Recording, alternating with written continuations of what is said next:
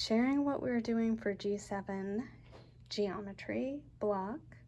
This turned out to be such a wonderful lesson. It's the first time I've actually taught this. I didn't do this with my son, and I'm really glad that I did. I want to go over is, so one of the things I want to say, anytime you're teaching a new number series, basically, in math, you want to do the same thing that we do with the natural numbers, right? Count, sequence, sort.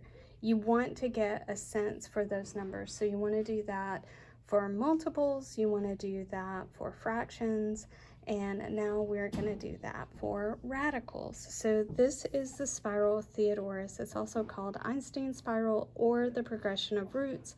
And the reason why that it is, which is what we worked on yesterday, is use of the Pythagorean theorem. So yesterday's work, let me show you the main lesson page, was on the Pythagorean theorem. And what we did was do several boxes, actually just two. You can see here, this is my right triangle. Sorry for all the noise, it's real life over here. This is my right triangle, and this happens to be an isosceles right triangle. So we can square it here and square it here. And when you use an isosceles right triangle, it's really easy to see the squares and how they fit in here because you just have them. And the points go in this way, and it's really easy to see that the square of the sum of the two sides, I need to do it this way, equals the square of the hypotenuse, right? So we did this 2 days ago, and then yesterday we were putting that into our main lesson book. There's lots of talk about this, about the formula, about what it means. I want a deep integration of this. This is one of the most used theorems that we have. And so I want a deep understanding of this. So we went over quite a bit of this in the last 2 days prior to this right here. And then we used the Pythagorean theorem for this right here. Let me see if I can show you. So this is our 1. It's 1 unit. It happens to be 4 centimeters long, but this is 1. And when we have 1 square plus 2 square, that makes our hypotenuse the square root of 2. We use that side to construct, we actually constructed a series of rectangles starting with the square and used their diagonal for the side of the next rectangle. And then we cut that rectangle into, along the diagonal, into 2 triangles. So you see this series of triangles here, and you see this series of triangles here. The diagonals end up being a progression of the roots. So because this is the square root of 2, when we square that, that gives us 2. And this 1 squared gives us a sum of 3, which is equal to this square. And when we square root that, we have the radical of 3.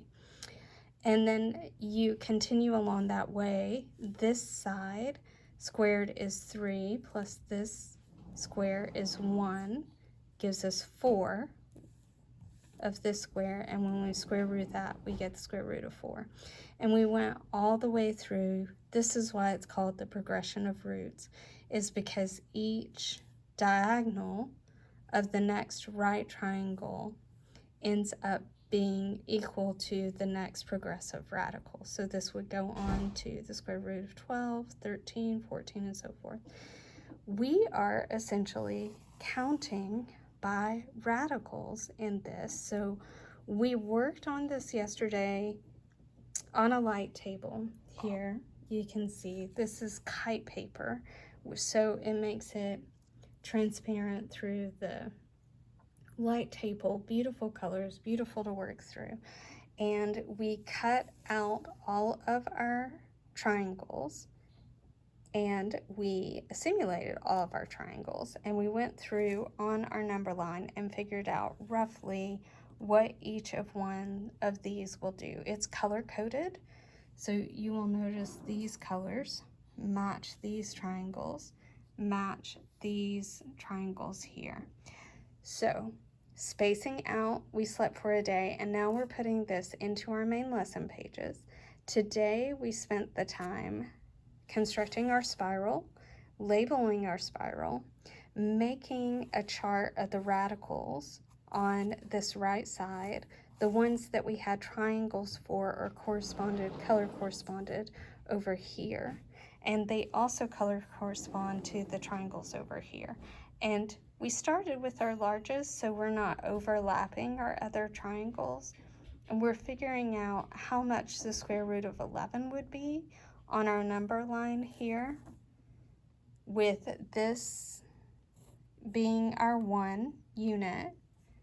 And you can see that this is the hypotenuse of all of those triangles. This is the diagonals of all of those triangles, and we can see where they fall on the number line. I used a page from Mathagon for this inspiration, and then we've gone through and used a scientific calculator to calculate the square roots to the 3rd decimal place in all of these. Great exercise, gives us a sense for the numbers. Of course, we pause after doing a few and notice and wonder, and pause and do other notice and wonders. One of the things that we noticed, which I have written on a scrapped piece of paper here, I don't know if you can see, we tallied up the square numbers and then found the roots to those. And then we looked at how many square whole number radicals are in between those, right? So here we just have 2, here we have 4, here we have 6. You see where the pattern's going with this? And how many, and what does that mean for our spirals, which we can visually see now? This jump between these two is larger, and it gets smaller and smaller over time. So our triangles are actually getting closer and closer over time.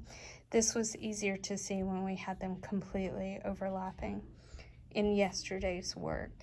But what we see is a greater number of radicals in between our perfect squares. So that's what we did this week. I have permission to share someone else's work here, and I'm really happy with how this lesson happened.